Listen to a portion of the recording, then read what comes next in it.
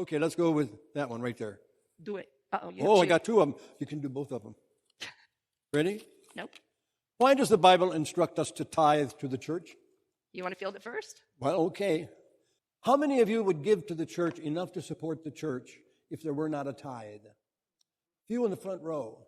The tithe is here to help the church grow and to do something even more important. To teach every one of us the great joy of giving. You know, it's funny, if you go by the market, you'll see people with children by the counters looking for things, and they won't do anything for them. You'll see people that have very small needs who have to go with those needs unmet because it requires too much effort. We learn through giving and through tithing. And the Bible tells us very solemnly and very simply, 10%. Now, we will spend 10% on tickets to a show like that. Why can't we spend 10% a week on helping someone or helping the church so that it can help more someones? You know, giving is one of those cumulative things. The more we give and the more we have together, the more people we can help, the more we can survive here, the more we can pay the skyrocketing bills so that you don't get too cold in here on Sunday morning. Is that good enough? I'm going to add a couple of little things. I'll let you.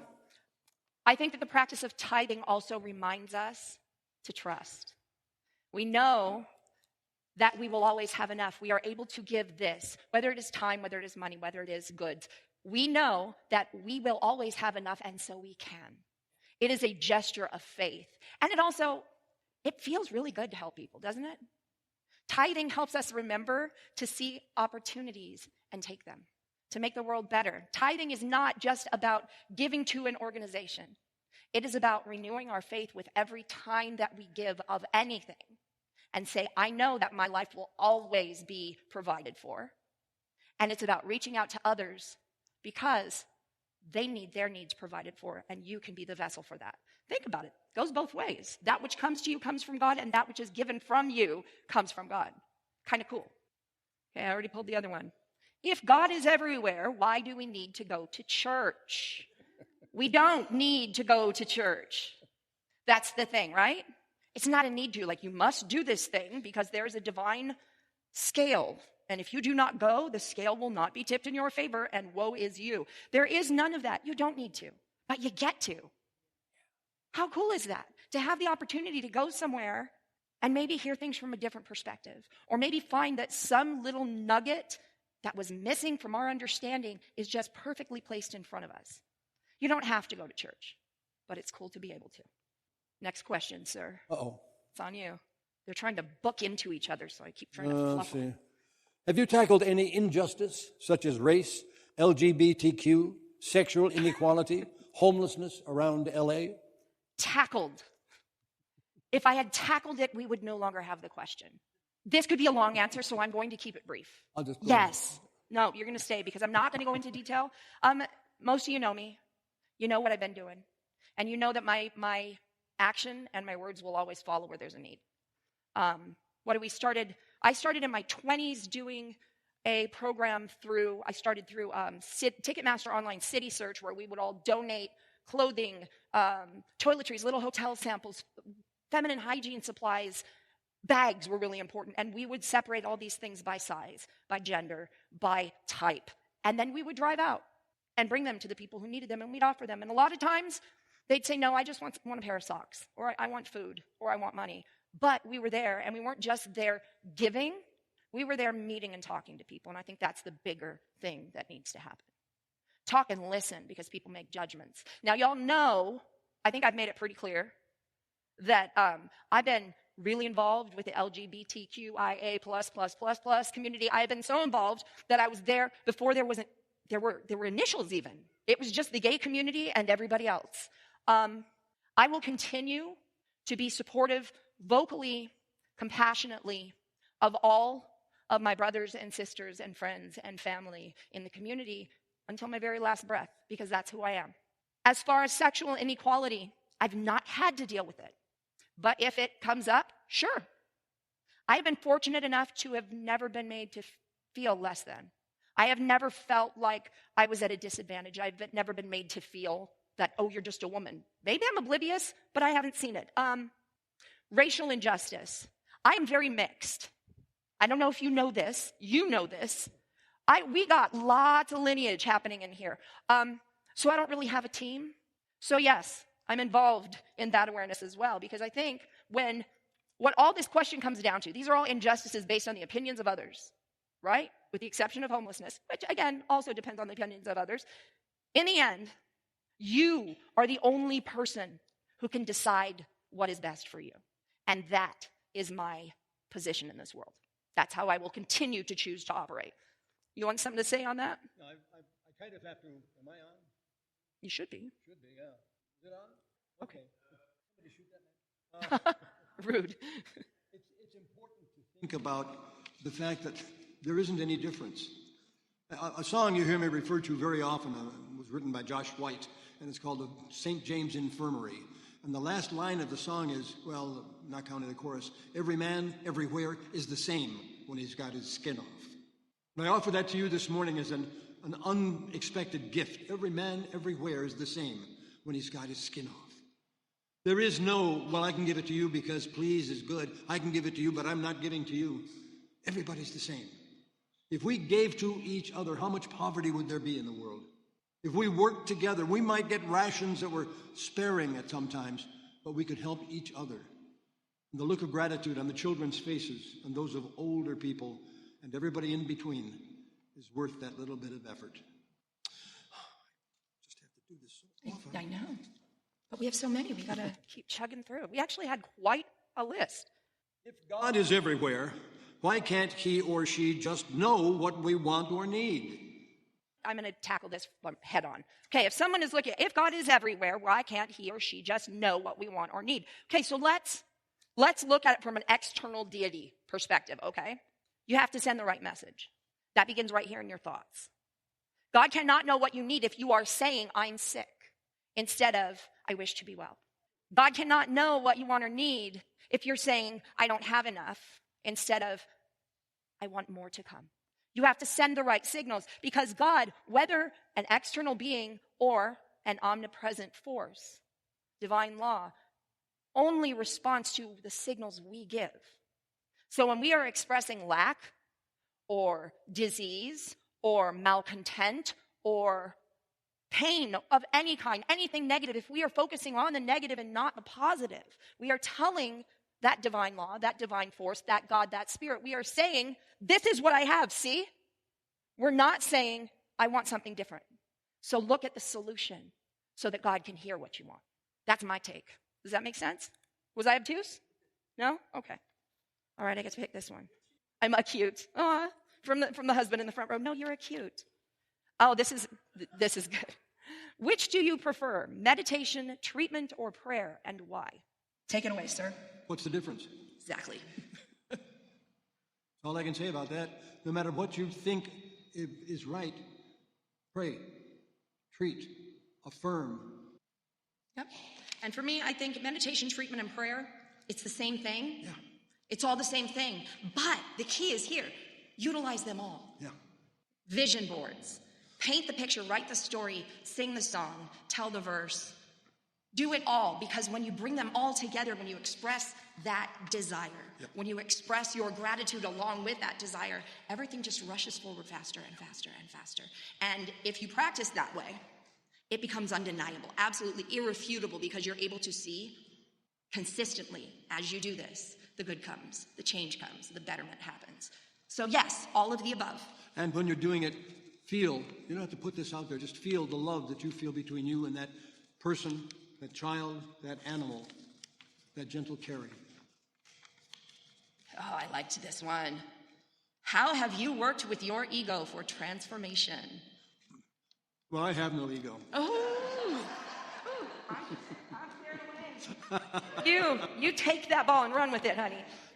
Let your ego work for the best in you and in those around you. You cannot help saying I. It's one of those things we're given to grow with. Let that I that you are saying have a couple of words behind it that are LOVE space YOU. Let us love with each other. Let us reach out from that ego, that place of growth, and help every other person. Have you ever noticed what happens with you if you are with someone or not, and you're thinking about them or you're thinking about something for them, and all of a sudden you get the most happy feeling, Yeah, I see some heads nodding. Well, that's that ego reaching out in this incredibly energetic universe to send energy to someone else. And that someone else starts with God and comes back down to here. Be a servant. Be a grower. Become. I gave you guys in your programs one of my most powerful tools for this. I shared it with the Science of Mind group last week, and I fixed the typo, Science of Mind people. So you now have a copy with the right word in there. That daily inventory sheet that's in there was, for me, the most powerful tool for shutting the ego down that I've ever encountered. Step one was to really teach myself that it's not I, that it's we. So every time I got upset with somebody and I caught it, righteous indignation, no. I immediately make the conscious choice to say, I'm not going to look at this thing that has me upset. I'm going to look at the emotions of the people who are receiving this. As soon as you shift from anger to compassion, your ego has just been checked. If you do this exercise, this daily inventory, if you start every morning with it, in response to the previous day, you ask those, 12 questions about? Is that what it says, 12? 10? Ask those 10 questions every morning and write them down. Save them, because they're really important to look back. Write them down about the previous day. Follow through with actions like revealing the information you should have told someone or apologizing to somebody, and then do it the next day. You will find that suddenly the way you move through the world is different. You're not moving in a reactionary way. You are no longer moving in a way of judgment. You are doing all the things you need to do to quiet all that chatter so that you can see the unity. That is my go-to power tool. If anytime somebody asks me a spiritual question, 90% of the time, that form right there is the answer to the root of it. I'll throw you something with that, too. One of the things that you'll read a lot of in the New Thought books, God in man, as man, is man. Mm-hmm. May I tell you to start out, God in me, as me, is me. Now make it happen. I get to reach Take another one. In the sermon about treatment, you said to ask and then let it go. I keep thinking of what I prayed for. How can I let it go? Get up and do something. And so it is. Now let me go do something else. Go get a drink of water. Don't look at what you have to do. Do it to that point. Release it. Let it go. Remember, the last step of a spiritual mind treatment is release. Release it. Let it go. Let it go forth to do its good. I know that it's hard to quiet the mind, though, when you do that, right? It's like you've prayed for this thing that you're worried about, and pop, it comes right back in. So, this is how I handle it. I can only speak from my experience. When that thought goes, I've got to take it, this has to be dealt with. I think of the thing and go, and immediately catch yourself, this is my concern, and I'm confident that this is, you reinforce the prayer. So once you have caught that thought slipping in there, and you know that you haven't released it, you immediately turn it right back out. Say, for example, I'm going to use you, poor Gina, I'm so sorry. Gina's been looking for an apartment, and she has been looking and not finding one at a price that she would like. And she was catching herself saying, yeah, but I can't. And so we started with a little mantra that she wrote down.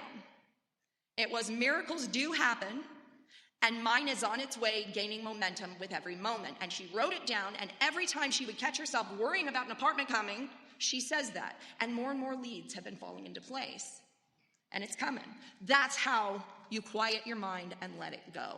Let it go by coming back and letting it go again. And you have to keep doing it. Diligence. Erase, erase, erase. Remember that?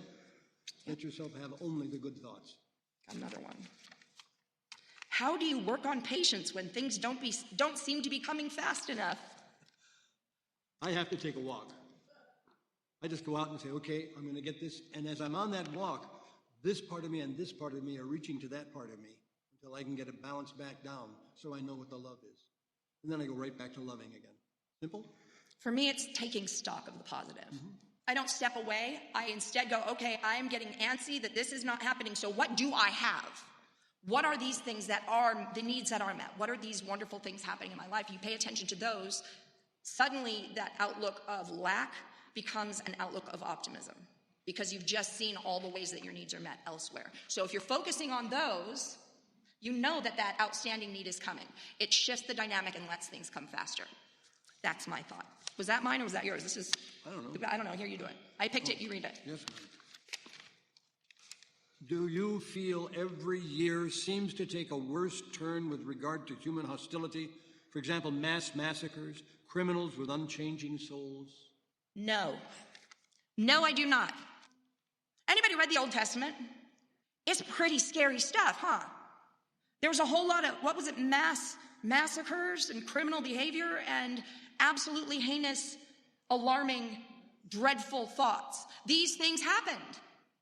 And it's no shock that they continue to happen. The only difference now is that we're more aware of it. We're better connected so we can spread the gossip around more. This stuff was happening all over the world all the time. We just know about it now more. The key is, what do we do with that information we receive? Do we, and I'm going to bring it up again just because it flows, do we say, that's awful and I'm going to fight for peace? Anybody hear that phrase and make your eye twitch a little bit? You don't fight for peace. So if you take that information of these scary things that have happened and you get angry, you're feeding that collective anger. So choose instead to send that compassion, to send that love, to send that, I don't know what made you do this, but I know that you are part of the oneness that is our existence. And I may not get you, but I'm sorry you're struggling. It reframes everything, right? I'm sorry you're struggling. I don't know what your struggle is, but I'm sorry you're feeling those feelings that made you behave that way. So no, I don't think every year takes a turn for the worse. I think as a planet, humanity is always working toward better and more powerful solutions. I think that every year takes a greater turn toward the positive. It's just what's being fed to our ears and eyes that is the problem. Let me give you something along that line, too. Anybody listen to things on the radio about Memphis?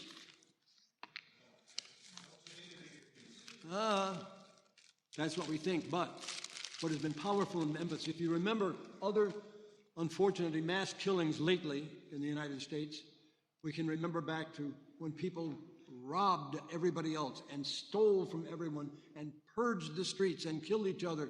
Today, what did the people in Memphis say? We're praying for peace.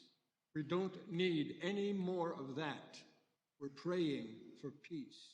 And they were living for peace and marching for peace. If somebody got in their way, they stopped, let them go, and then they went back to their peace. Change it all to peace.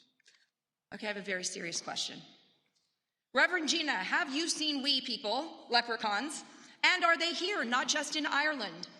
I've never seen a leprechaun that I know of, but I do have a fae story, and I will tell it to you another time. I do believe that they are here and everywhere else, and I do believe they are real. We believe that thoughts are things, right? Right?